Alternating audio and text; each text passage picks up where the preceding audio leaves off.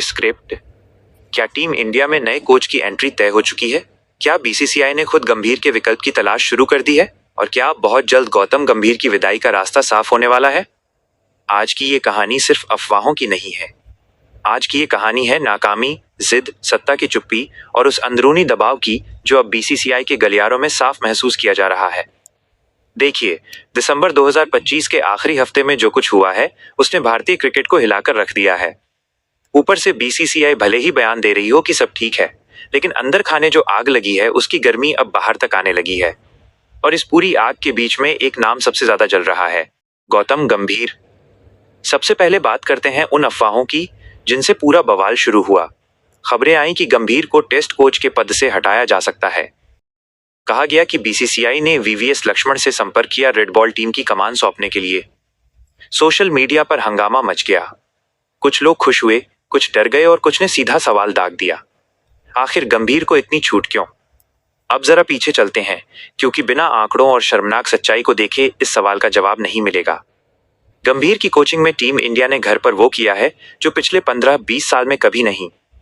New Zealand के खिलाफ घरेलू सीरीज में 0-3 की क्लीन स्वीप। सोचिए, अपने ही घर में अपनी ही पिचों पर, वो भी न्यूजीलैंड से।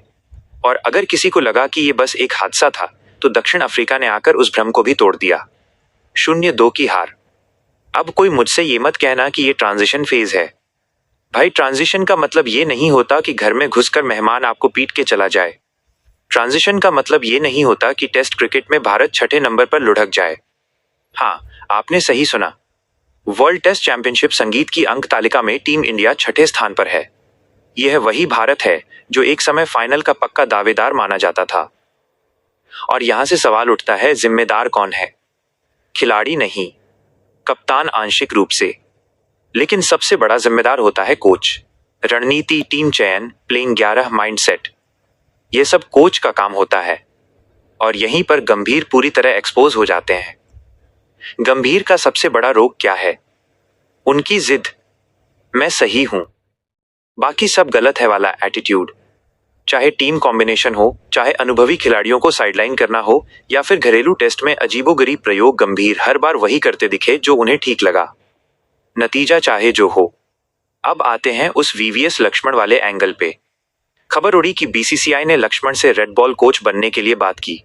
और ये खबर हवा से नहीं आई थी, क्योंकि जब प्रदर्शन गिरता है तो बीसीसीआई चुपचाप विकल्प जरूर देखती है। लक्ष्मण का नाम यूं ही नहीं उछला। उनकी अंडर 19 इंडिया ए और एनसीए में भूमिका रही है। उन्हें सिस्टम की समझ है, और सबसे बड़ी बात, उनका स्वभाव शांत है, जो गंभीर के ठीक उलट है। लेकिन यहां कहानी में ट्विस्ट आया। लक्ष्मण ने इस प्रस्ताव को ठुकरा दिया। क्यों? क्योंकि वो जानते हैं कि अभी का माहौल जहरीला है। कोच बदलो, लेकिन अगर चयनकर्ता वही है, सोच वही है और ईगो वही है, तो नया कोच भी बलि का बकरा ही बनेगा। और यहीं पर बीसीसीआई को मजबूरी में सामने आकर बयान देना पड़ा। 28 दिसंबर 2025 को बीसीसीआई सचिव देवजीत सेकिया ने साफ कहा कि ये सारी खबरें मनगढ़ंत है, गलत है और गंभीर को हटाने की कोई योजना नहीं है। उन्होंने कहा कि गंभीर को पूरा समर्थन है और उनका कॉन्ट्रैक्ट 2027 वनडे वर्ल्ड कप तक सुरक्षित है। सुनने में बड़ा मजबूत बयान लगता है, लेकिन जरा ध्यान से सुनिए। बीसीसीआई ने यह नहीं कहा कि हम गंभीर के काम से खुश हैं। उन्होंने ये भी नहीं कहा कि टेस्ट में हार चिंता की बात नहीं है। उन्होंने सिर्फ ये कहा कि अभी कोई बदलाव नहीं है, यानी फिलहाल। अब सवाल यह है कि बीसीसीआई गंभीर को इतने मौके क्यों दे रही है? जवाब सीधा है, सफेद गेंद की सफलता। Asia cup, champions trophy, T20 में कुछ बड़े नतीजे। बीसीसीआई यही ढाल बनाकर गंभीर को बचा रही है। लेकिन क्या सफेद गेंद की सफलता टेस्ट की बर्बादी को ढक सकती है? बिल्कुल नहीं। टेस्ट क्रिकेट किसी भी देश की असली पहचान होता है, और अगर उसी फॉर्मेट में आप घर पर लगातार पिट रहे हो तो ये सिर्फ हार नहीं, ये सिस्टम की नाकामी होती है। और इस सिस्टम के दो सबसे बड़े चेहरे हैं, गौतम गंभीर और अजीत अगरकर।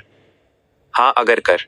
बहुत लोग सिर्फ गंभीर पर निशाना साधते हैं, लेकिन अगरकर भी उतने ही दोषी हैं। चयन में कंफ्यूजन, कभी बहुत ज्यादा युवा, कभी बिना तैयारी के डेब्यू, कभी अनुभवी खिलाड़ियों को अचानक बाहर कर देना, ये सब चयन समिति की देन है। और गंभीर अगरकर की जोड़ी अब टीम इंडिया के लिए बोझ बनती जा रही है। बीसीसीआई ऊपर से चाहे जितना इनकार कर ले, लेकिन आंद्र खाने समीक्षा शुरू हो चुकी है। खासकर इसलिए क्योंकि आगे T20 वर्ल्ड कप 2026 है और क्रिकेट के जानकार साफ कह रहे हैं, अगर वहां नतीजा नहीं आया तो गंभीर की कुर्सी हिलना नहीं टूटना तय है। और यहीं से कहानी का सबसे दिलचस्प हिस्सा शुरू होता है, क्योंकि खबरें ये भी हैं कि बीसीसीआई ने सीधे तौर पर किसी नए चेहरे को अभी हेड कोच का ऑफर नहीं दिया है, लेकिन बैकअप प्लान पर काम शुरू हो चुका है। और यही वो मोड़ है जहां से सवाल उठता है, क्या गंभीर सच में 2027 तक टिक पाएंगे या फिर T20 वर्ल्ड कप 2026 उनके करियर का आखिरी टूर्नामेंट साबित होगा? क्योंकि अगर वहां भी वही जिद, वही गलत फैसले और वही अहंकार दिखा तो इस बार बीसीसीआई के पास बचाने का बहाना नहीं होगा। और अब बात करते हैं उस सबसे बड़े अपराध की, जिसकी कीमत टीम इंडिया आज चुका रही है और आने वाले वक्त में और भी चुकाएगी। वर्ल्ड कप जैसे बड़े मंच संगीत पर ऐसे खिलाड़ियों को बाहर रखना जो अकेले दम पर मैच जिताने की काबिलियत रखते थे। ये कोई छोटी गलती नहीं होती, ये क्रिकेटिंग क्राइम होता है। देखिए, वर्ल्ड कप कोई एक्सपेरिमेंटेशन की लैब नहीं होता। वहां मुझे लगता है, या मेरी सोच ये है, नहीं चलता। वहां चलता है सिर्फ और सिर्फ प्रूवन मैच विनर्स। लेकिन गंभीर की सोच हमेशा से यही रही है कि नाम नहीं, मेरा सिस्टम चलेगा। और इसी सिस्टम के चक्कर में ऐसे ऐसे खिलाड़ी बाहर बैठे रहे जिनका नाम सुनते ही विपक्षी टीम की प्लानिंग बिगड़ जाती थी। कभी अनुभव को बोझ बताया गया, कभी फॉर्म का बहाना बनाया गया और कभी फिटनेस का। लेकिन सच्चाई ये है कि कई फैसले सिर्फ ईगो से लिए गए। जो मेरे हिसाब से चलेगा वही खेलेगा। यही गंभीर की सबसे बड़ी कमजोरी रही है और यही कमजोरी टीम इंडिया को अंदर से खोखला कर